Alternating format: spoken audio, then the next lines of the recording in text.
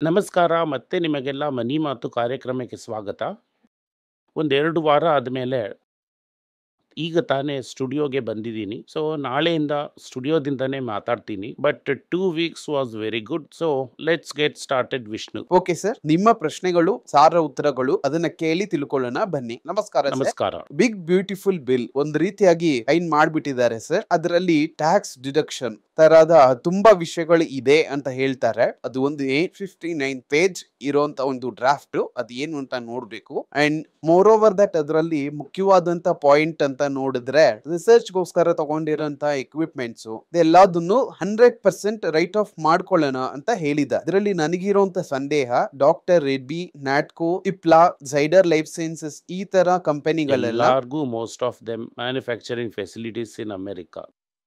ಆಗ ಆ ಮಿಷನ್ಗೆಲ್ಲ ಆ ಮಿಷನ್ಗೆಲ್ಲ 1 ಇಯರ್ ಅಲ್ಲಿ ಅದಕ್ಕೆ ರೈಟ್ ಆಫ್ ಅಂತ ಇದೆ. ನಾನು ಹೇಳಿದ್ನಲ್ಲ, it's good for American corporates. Indian companies ಯಾರೆಲ್ಲ ಅಮೆರಿಕಾದಲ್ಲಿ ಮ್ಯಾನುಫ್ಯಾಕ್ಚರಿಂಗ್ ಕಂಪನೀಸ್ನ ಇಟ್ಕೊಂಡಿದ್ದಾರೋ ಅವ್ರಿಗೆಲ್ಲ ಒಳ್ಳೇದು. ಇದು ಮೈನ್ ಆಗಿ ಸನ್ ಫಾರ್ಮ್ಗೆ ಬೆನಿಫಿಟ್ ಮಾಡುತ್ತೆ. ತುಂಬಾ ಅಕ್ವೈರ್ ಮಾಡಿ ಇಟ್ಕೊಂಡಿದ್ದಾರೆ ಅಮೆರಿಕನ್ ಕಂಪನೀಸ್ನ. ಐ ಥಿಂಕ್ ರ್ಯಾನ್ ವ್ಯಾಕ್ಸಿನ್ 1-2 ಕಂಪನಿ ಇಟ್ಕೊಂಡಿದ್ದಾರೆ. ಸಿಪ್ಲಾ ಹತ್ರ ಇದೆ ಅಂತ ನನಗೆ ಗೊತ್ತು. ಸಿಪ್ಲಾ ಹತ್ರ ಈ ಚೈನಾದಲ್ಲೇ ಮೇಯ್ನು. ಈ ತರ ಯಾರೆಲ್ಲ ಅಮೆರಿಕಾದಲ್ಲಿ ಇಟ್ಟಿದ್ದಾರೋ ಒಂದು ಟ್ಯಾಕ್ಸ್ ಬೆನಿಫಿಟ್ ಬರುತ್ತೆ. ಬಟ್ ಆಸ್ ಸಚ್ ನೀವು ಬಿಲ್ ನೋಡಿದ್ರಿ ಅಂತಂದ್ರೆ ಮ್ಯಾಕೋ ಪಿಕ್ಚರ್ ಅಲ್ಲಿ ಅವರು ಟ್ಯಾಕ್ಸಸ್ನ ಕಡಿಮೆ ಮಾಡ್ತಾ ಇದ್ದಾರೆ, ಎಕ್ಸ್ಪೆನ್ಸಸ್ ಏರಿಸ್ತಾ ಇದ್ದಾರೆ, ಅದರಿಂದ ಡೆಫಿಸಿಟಿ ಏರುತ್ತೆ. ಅವ್ರೇನು ಹೇಳ್ತಾ ಇದ್ದಾರೆ ಅಂದ್ರೆ ಟ್ಯಾರಿಫ್ ಇಂದ ಡೆಫಿಸಿಟಿ ಕಡಿಮೆ ಆಗುತ್ತೆ ಅಂತ. ಅದು ಈಗ ಬರೋ ತರ ಗೊತ್ತಾಗ್ತಾ ಇಲ್ಲ. Deficit will continue to grow. Percentage of deficit high ಆಗಿರುತ್ತೆ. ಇದು ಡಾಲರ್ ಮೇಲೆ ಪ್ರೆಷರ್ ಹಾಕುತ್ತೆ, ವೀಕನ್ ಮಾಡುತ್ತೆ. ಇದೆಲ್ಲ ಡ್ಯಾಮೇಜ್ ಇಂದ it's weekend dollar. And gold ಅದಕ್ಕೆ ಕಾಂಟ್ರಾ ಆಗಿ ಗೋಲ್ಡ್ಗೆ ಚೆನ್ನಾಗಿರುತ್ತೆ. ಅಗೇನ್ ನಾನು ಗೋಲ್ಡ್ ಚೆನ್ನಾಗಿರುತ್ತೆ ಅಂತಂದ್ರೆ ಶಾರ್ಟ್ ಟರ್ಮ್ ಅಲ್ಲಿ ಚೆನ್ನಾಗಿರುತ್ತೆ ಅಂತ ಅಸ್ಯೂಮ್ ಮಾಡಬೇಡಿ. ಯಾಕೆಂತಂದ್ರೆ ಗೋಲ್ಡ್ ಆಲ್ರೆಡಿ ನಾವು ಎಕ್ಸ್ಪೆಕ್ಟ್ ಮಾಡಿದಕ್ಕಿಂತ ಮೇಲೇನೆ ಹೋಗಿದೆ. ಸೊ ಇಲ್ಲಿ ಒಂದ್ ಸ್ವಲ್ಪ ಬ್ರೀದರ್ ತಗೊಳುತ್ತೆ, ಫ್ಲೋರ್ ಇರುತ್ತೆ. ಯಾಕಂದ್ರೆ ಚೈನಾ, ರಷ್ಯಾ, ಟರ್ಕಿ ಎಲ್ಲ ಸೇರಿ ಒಂದು ಫ್ಲೋರ್ ನ ಇಡ್ತಾರೆ. ಸೊ ಇದಕ್ಕೆ ಮೇಲೂ ಚಿನ್ನ ಏರೋದಕ್ಕೆ ಸಾಧ್ಯತೆಗಳಿದೆ ಮುಂದಿನ 24 ತಿಂಗಳಲ್ಲಿ. ಬಿಲ್ಲಿನ ಇಂಪ್ಯಾಕ್ಟ್ ಬರ್ತಾ ಬರ್ತಾ ಗೋಲ್ಡ್ ಬೆಲೆ ಇನ್ನೂ ಕೂಡ ಏರುತ್ತೆ.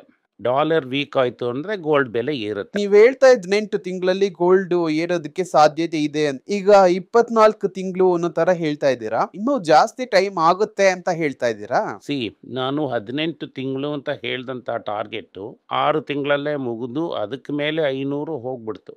ನಾನು ಈಗ ಹೇಳ್ತಾ ಇರೋದು 24 ತಿಂಗಳು. ಇಲ್ಲಿಂದ ಅದಿನ್ನ ಏರೋದಕ್ಕೆ ಹೇಳ್ತಾ ಇದ್ದೀನಿ. ಅದು 2 ತಿಂಗಳಲ್ಲೇ ನಡೀಲಿ ಅಂತ ಬೇಡ್ಕೋತೀನಿ ಸರ್. ಅದು ನನ್ನ ಕೈಯಲ್ಲಿಲ್ಲ. ಮುಂದಿನ 24 ತಿಂಗಳು, that is 2 years from now, gold will be substantial higher. ನಾವು ಡಾಲರ್ ಬೇಸ್ಡ್ ಸ್ಟಾಕ್ ಆಗೇ ನೋಡ್ತಾ ಇದ್ದಂತ ಸಂದರ್ಭದಲ್ಲಿ ಡಾಕ್ಟರ್ ರೆಡ್ಡಿ ಈ ಬಿಗ್ ಬ್ಯೂಟಿಫುಲ್ ಬಿಲ್ ಇಂದ ಅದಕ್ಕೆ ಅನುಕೂಲ ಇದೆಯಾ? ಅನುಕೂಲ ಇದೆ. ಯಾಕೆ ಅಂತಂದ್ರೆ 45% ಗಿಂತ ಮೇಲೆ ಅವ್ರಿಗೆ ಅಮೆರಿಕಾದಲ್ಲಿ ಬಿಸ್ನೆಸ್ ಇದೆ. ಆದ್ರೆ ಶಾರ್ಟ್ ಟರ್ಮ್ ಅಲ್ಲಿ ರೆವಿಲ್ಮೆಂಟ್ ಅಂತ ಅವ್ರ ಪ್ರಾಡಕ್ಟ್ಗೆ ಏಟ್ ಬೀಳೋದ್ರಿಂದ ಶಾರ್ಟ್ ಟರ್ಮ್ ಅಲ್ಲಿ 1 year ಅಲ್ಲಿ ಅವ್ರ ಪ್ರಾಫಿಟ್ಸ್ಗೆ ಏಟ್ ಬೀಳೋದಕ್ಕೆ ಸಾಧ್ಯತೆ ಇದೆ. ಇನ್ ಕೇಸ್ ಆಫ್ ನ್ಯಾಟ್ಕೋ ಏನಾಯ್ತು ಅಂತಂದ್ರೆ ಅವರು ಮೈಲಾನ್ ಜೊತೆ ಸೇರಿ ಸೆಮಿಕ್ಯೂಟೈಡ್ ನ ಮಾರ್ತೀವಿ ಅಂತ ಹೇಳಿದ್ರು ಮುಂದಿನ ಕ್ವಾರ್ಟರ್ ಇಂದಾನೆ. ವೆರಸ್ ಇವ್ರು ಇನ್ನೂ ಅಷ್ಟೊಂದು ಎಕ್ಸ್ಪ್ರೆಸಿವ್ ಆಗಿ ಹೇಳಿಲ್ಲ. ಸೊ ಈ ಟ್ರಾನ್ಸಿಷನ್ ಅಲ್ಲಿ ಸ್ಟ್ರಗ್ಲಿಂಗ್ ಆನ್ ಪ್ರಾಫಿಟ್ಸ್ ಅದನ್ನ ಅವರು ಒಪ್ಕೊಂಡಿದ್ದಾರೆ. 2026 ಅಲ್ಲಿ ನಮ್ಮ ಸೇಲ್ಸ್ ಡಿಕ್ಲೈನ್ ಆಗುತ್ತೆ. ಸೊ ಆ ಸಮಯದಲ್ಲಿ ನಮಗೆ ಒಂದು ಬೈಯಿಂಗ್ ಕನ್ಸಿಡರೇಷನ್ ಸಿಗೋದಕ್ಕೆ ಸಾಧ್ಯತೆಗಳು ಇದೆ. ರೆಟಿನಲ್ಲಿ ನ್ಯಾಟ್ಕೋನಲ್ಲಿ ಸ್ವಲ್ಪ ಡೌಟ್ ಇದೆ. ಯಾಕೆಂತಂದ್ರೆ ಅವರು ಕ್ಲಿಯರ್ ಆಗಿ ಹೇಳ್ಬಿಟ್ರು ಸೆಮಿ ಗ್ಲೂಟೈಡ್ ಮುಂದಿನ 6 ತಿಂಗಳಲ್ಲಿ ಲಾಂಚ್ ಮಾಡ್ತೀವಿ ಅಂತ ಹೇಳಿದ್ದಾರೆ. ಸೊ ಇದೆರಡೂನು ಎರಡು ವಿಧವಾದಂತ ಸಿಚುವೇಶನ್ ಅಲ್ಲೇ ಇದೆ. ಸರ್, ಈ HDB IPO ಬಂದಿದೆ, ನಾಳೆ ಹಾಕ್ದೆ, ನನ್ಗೆ ಲಾಟ್ರಿ ಹೊಡಿತು ಸರ್. ಮಾರ್ಬಿಡ್ಬೇಕು. 15% ಪ್ರಾಫಿಟ್ ಅಲ್ಲಿ ಇದೀನಿ.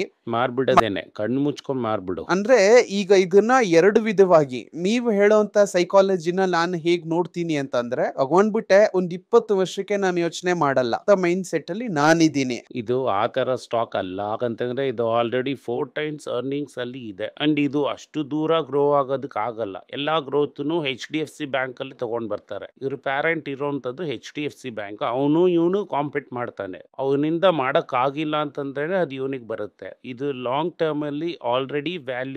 20 ವರ್ಷ ಆದ್ಮೇಲೆ ಏನಾಗುತ್ತೆ ಅನ್ನೋದು ಗೊತ್ತಿಲ್ಲ. ಆದ್ರೆ ಮುಂದಿನ 4-5 ವರ್ಷಕ್ಕೆ ಇದೆಲ್ಲೂ ಹೋಗಲ್ಲ. ಆದ್ರೆ ಇದನ್ನ ಮಾರ್ಕೆಟ್ ಅಲ್ಲಿ 6 ತಿಂಗಳಿಗೆ ಮುಂಚೆ 1600 ರೂಪಾಯಿನಲ್ಲಿ ರ್ಯಾಲಿ ಮಾಡಿದ್ ನಾವು. 880 ನಲ್ಲಿ ಹೌದು, ಅದೇ ರೇಂಜ್ ಅಲ್ಲಿ ಇದೆ. 870 to 900 ರೇಂಜ್ ಅಲ್ಲಿ ಇದೆ.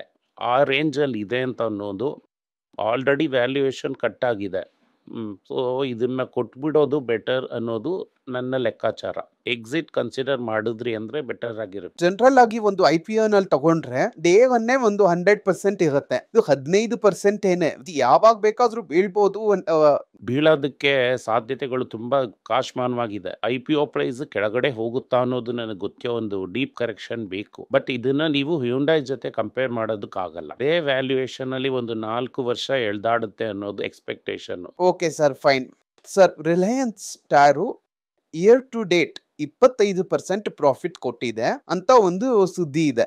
ಇದು PE ಅರೌಂಡ್ 13 ಅಲ್ಲಿ ಇದೆ. ನಾನು ರಿಲಯನ್ಸ್ ಯಾವತ್ತೂ ಕನ್ಸಿಡರ್ ಮಾಡಿದ್ದೇ ಇಲ್ಲ.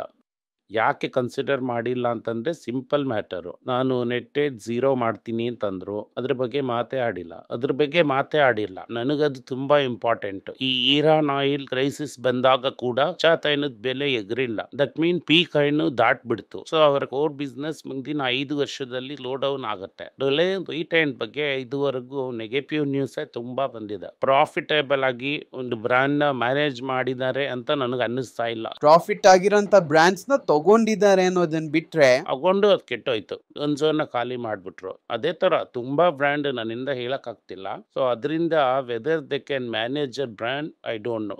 ಇರ್ಬೋದು, ಬಟ್ ನನಗ್ ಗೊತ್ತಿಲ್ಲ. ಬಟ್ ನನಗೆ ಮೇನ್ ಭಯ ಏನಂದ್ರೆ ಸಾಲ. ಆ ಸಾಲನ ಇಷ್ಟು ದಿನ ಹೆಂಗೆ ಸೋರ್ಸ್ ಮಾಡ್ತಾ ಇದ್ರು ಅಂತಂದ್ರೆ, ಕಚ್ಚಾ ತೈಲವನ್ನು ತಗೊಂಡು ಪೆಟ್ರೋಲು ಡೀಸೆಲ್ ಮಾರಿ ಹೊರದೇಶಕ್ಕೆ ಮಾಡ್ತಾ ಇದ್ರು. ಆ ಡಿಮ್ಯಾಂಡೇ ಕಡಿಮೆ ಆಗುತ್ತೆ ಅಂತ ಅನ್ನೋದೇ ಈಗ ಇರಾನ್ ಆಯಿಲ್ ಅಲ್ಲಿ ಗೊತ್ತಾಗ್ತಾ ಇದೆ. 5 ವರ್ಷದಲ್ಲಿ ಎಲೆಕ್ಟ್ರಿಕ್ ಹೋಗ್ಬಿಡತ್ತೆ.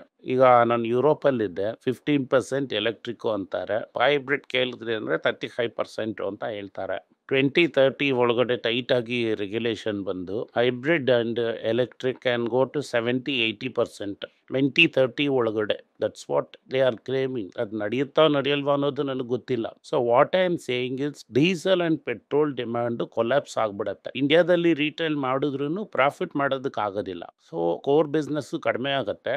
ಅದರ್ ಬಿಸ್ನೆಸ್ ನ ಸ್ಲ್ಯಾಕ್ ಆಗಿ ಪಿಕಪ್ ಮಾಡುತ್ತಾ ಅಂತ ಕೇಳಿದ್ರೆ ನನ್ಗೆ ಗೊತ್ತಿಲ್ಲ. ಪ್ಲಸ್ ಅವ್ರ ಹತ್ರ ಸಾಲ ತುಂಬಾ ಇದೆ, ಅದೂನು ಡಾಲರ್ ಸಾಲ ಆಗಿದೆ. ಅದರಿಂದ ನನ್ನ ಪಕ್ಕದಲ್ಲೇ ಹೋಗಿಲ್ಲ. ಅದು ಅಲ್ಲದೆ ಈಗ ರಿಲಯನ್ಸ್ ಇಂಡಸ್ಟ್ರೀಸ್ FMCG ಬ್ರ್ಯಾಂಡ್ಸ್ ನ ಪಿನ್ ಆಫ್ ಮಾಡಿ ಮೆಗಾ IPO ತಗೊಂಡ್ ಎಲ್ಲ IPOನು ತಗೊಂಡ್ ಬರ್ಬೋದು ಬಾಸ್, ಸಕ್ಸಸ್ಫುಲ್ ಆಗ್ಬೋದು, ನಾನು ಇಲ್ಲ ಅಂತ ಹೇಳ್ತಾ ಇಲ್ಲ. ಬಟ್ ಈ ಕೋರ್ ಕಾಂಪಿಟೆನ್ಸಿ ಅಂತ ಅನ್ನೋದು ಕೋಕಾ ಕೋಲಾ ವರ್ಡ್ ನ ಖಾಲಿ ಮಾಡೋದಕ್ಕೆ ಆಗಲ್ಲ. ಮುಂದಿನ 5 ವರ್ಷದಲ್ಲಿ ಕೋಕಾ ಕೋಲಾನು ಪೆಪ್ಸಿನು ಖಾಲಿ ಮಾಡೋದಕ್ಕೆ ಆಗಲ್ಲ. So it's A money losing thing. ನೀವು ಕೋಕ್ ಬೆಲೆಗೆ ಮಾರದೆ ಅಂತಂದ್ರೆ ಯಾವನು ಕ್ಯಾಂಪನ್ನು ತಗೊಳ್ಳೋದಿಲ್ಲ. ಗವರ್ಮೆಂಟ್ಸ್ ಕೋಕಾ ಕೋಲಾನೇ ನೀವೀಗ ಮಾಡ್ತಾ ಇರೋಂಥದ್ದು ಕೊಂಡು ಈ ಅಂಗಿ ಅವನ್ಗೆ ಜಾಸ್ತಿ ಮಾರ್ಜಿನ್ ಕೊಟ್ಕೊಂಡು ನೀವು ಪುಷ್ ಮಾಡ್ತಾ ಇದ್ದೀರಾ. ಸೊ ನಿಮ್ಮ ಪ್ರಾಫಿಟ್ಸ್ ಶಿಂಕ್ ಆಗತ್ತೆ.